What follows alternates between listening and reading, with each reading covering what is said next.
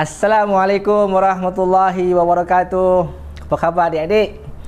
Alhamdulillah bertemu kita sekali lagi dalam kisah penceritaan dalam Al-Quran. Penceritaan kisah dalam Al-Quran.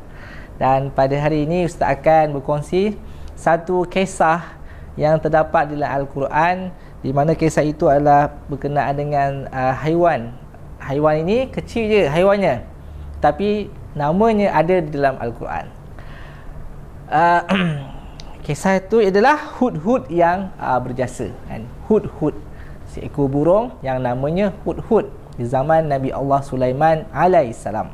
Seperti mana yang murid-murid telah tahu bahawa Nabi Sulaiman alaihissalam merupakan Nabi yang diberi mukjizat yang agak luar biasa, yang mana diberi kekuasaan untuk memerintah jin, diberi kekuasaan untuk memerintah angin, semua haiwan tunduk kepada pemerintahan Nabi Allah Sulaiman alaihissalam.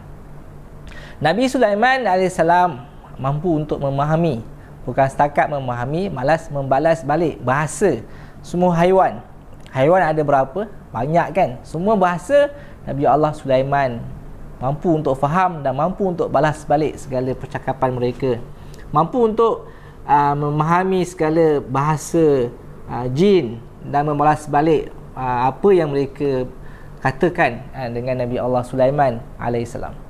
Hari ini Ustaz nak fokuskan kepada kisah hudhud, di mana pada suatu hari Nabi Allah Sulaiman alaihissalam telah memerintahkan kepada semua haiwan untuk berbaris menghadap Nabi Allah Sulaiman alaihissalam. Dalam perbarisan tersebut, bila diperiksa, didapati seekor haiwan burung bernama hudhud tidak ada dalam perbarisan tersebut. Maka Nabi Allah Sulaiman alaihissalam berkata, di manakah hudhud? Sekiranya dia dengan sengaja melanggar arahan yang dikeluarkan, maka akan diazab, akan diseksa hudhud tersebut. Maka selepas daripada itu, burung hudhud terlambat untuk sampai kepada majlis perbarisan tersebut dan berjumpa dengan Nabi Allah Sulaiman.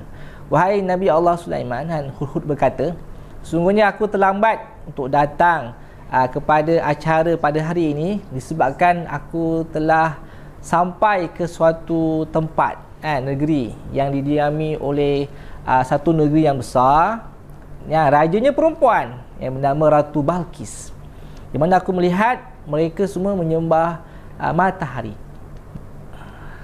Nabi Sulaiman telah mengarahkan supaya ditulis surat dan diutuskan, di mana hudhud telah diamanahkan untuk menyerahkan surat tersebut kepada Ratu Balqis. Dalam surat tersebut terkandung ayat yang mendakwah, yang mengajak Ratu Balqis supaya beriman kepada Allah Subhanahu Wa Taala dan meninggalkan sembahan matahari, beriman kepada keesaan Allah Subhanahu Wa Taala.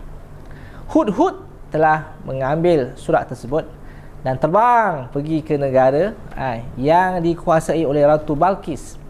Hudhud telah masuk ke istana dan pergi ke bilik tempat Ratu Balqis beradu dan telah meletakkan surat itu di dada Ratu Balqis. Bila Ratu Balqis terbangun, terjaga, lihat ada surat. Dan bila dibuka, surat itu ialah surat daripada Nabi Sulaiman alaihissalam, menyeru Ratu Balqis beserta dengan rakyatnya supaya beriman kepada Allah Subhanahu Wa Taala. Ratu Balqis berasa tergempar, berasa terkejut dan telah mengajak pembesar-pembesarnya bermesyuarat dan memutuskan apa yang perlu dibuat. Akhirnya Ratu Balqis telah mengantar utusan. Utusan itu beserta dengan hadiah dibawa kepada Nabi Sulaiman. Bila utusan itu sampai kepada Nabi Sulaiman tidak menerima hadiah tersebut. Sebaliknya memberitahu kepada utusan supaya Ratu Balqis bersama dengan rakyat Ratu Balqis keseluruhannya untuk beriman kepada Allah Subhanahu Wa Taala. Dan utusan tersebutlah balik bertemu dengan Ratu Balqis dan menceritakan apa yang telah diberitahu oleh Raja Sulaiman alaihissalam. Jadi murid-murid, apa yang Ratu Balqis buat setelah mendengar berita laporan yang diberikan oleh utusan Ratu Balqis, Ratu Balqis telah membuat persiapan untuk Ratu Balqis sendiri pergi bersama dengan tenteranya pergi menghadap Raja Sulaiman. Raja Sulaiman, Nabi Allah Sulaiman AS telah mengagak bahawa Ratu Balqis akan datang bertemu dengan baginda. Jadi Raja Sulaiman dia telah bermesyuarat dengan pembesar-pembesarnya apa yang perlu dibuat. Ada pendapat mengatakan kita kena bagi satu kejutan kepada Ratu Balqis, di mana bila Ratu Balqis melihat kejutan tersebut, dia akan merasa kagum dan tertunduk serta beriman kepada Allah SWT. Maka antara cadangannya ialah supaya diangkat istana Ratu Balqis yang besar tu, letakkan di dekat negara Nabi Sulaiman. Jadi Nabi Sulaiman berkata, siapakah yang akan buat perkara tersebut?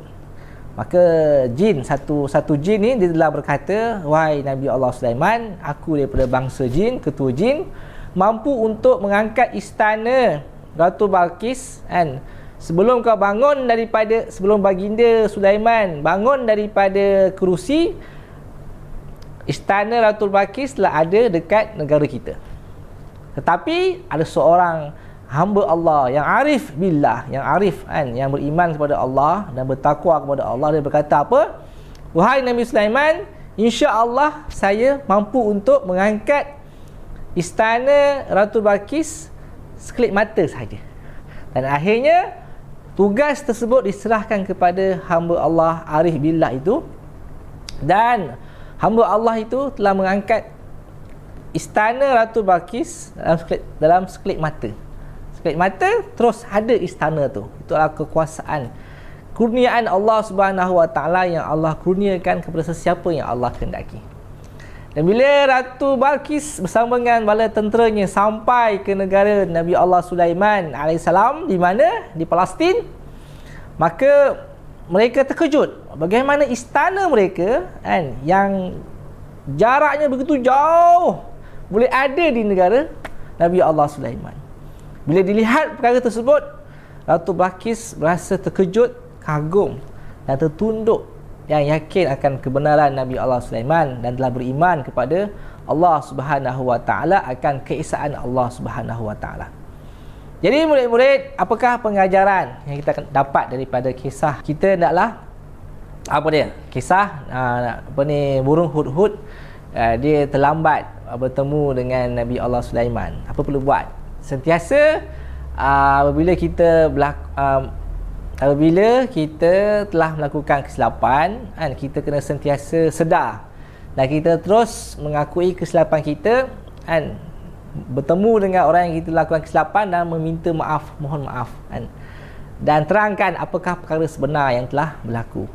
Maka bila perkara itu dibuat, maka perkara tersebut akan dapat dijernihkan, kan. Contoh macam murid dia tak siap kerja sekolah, kan, sama ada sengaja ataupun tak sengaja, murid kena berhadapan dengan guru, ceritakan perkara sebenar kenapa tak siap. Jangan menipu, jangan sesekali menipu guru, kan, cakaplah apa ni, terpaksa tolong ayah dan ibu lah, tapi sebenarnya tak pun tolong ayah dan ibu, sengaja tak buat kerja sekolah. Jadi bila menipu, di situ Allah SWT nampak bahawa kamu telah melakukan dua kesilapan yang besar. Satu, melanggar arahan guru untuk menyiapkan kerja sekolah.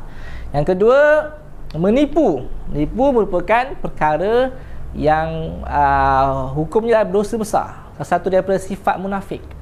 Jadi di situ kamu akan hati akan bertambah gelap. Bila banyak melakukan kesilapan, makin gelap hati kita. Bila kita sedarkan kesilapan kita dan mengakui kesilapan kita dan bertaubat tidak akan buat lagi, Allah Subhanahu Wa Taala akan mengurniakan jalan keluar supaya kamu akan menjadi tak akan mengulangi kesilapan yang sama. Dan banyak lagi kisah yang akan diceritakan mungkin daripada ustaz-ustaz yang lain.